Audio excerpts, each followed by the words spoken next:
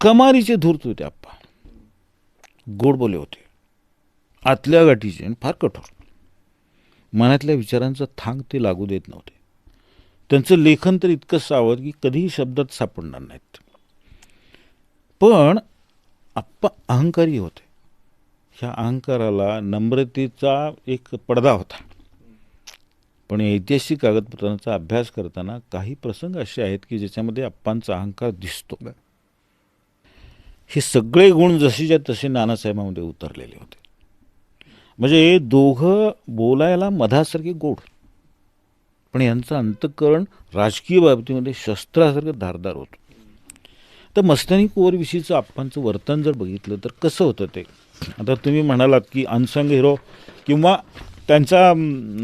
त्यांच्याबद्दल दोघांचा कावेबाजपणा, दीर्घसूत्रीपणा, कठोरपणा याच्यामध्ये पुरेपूर दिसतो. आप्पांना आपण लक्ष्मणाची उपमा देतो, पण हा लक्ष्मण या प्रकरणामध्ये काय करत होता हे मी आत्तापर्यंत सगळं सांगत आलेलं आहे.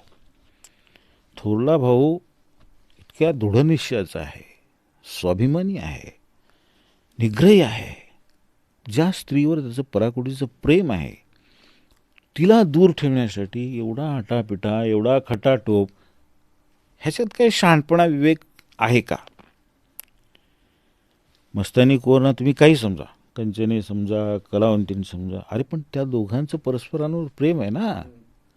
बाजीरावांच्या दृष्टीने त्या आत्राला पात्र आहेत, पूर्ण निष्ठावान आहेत.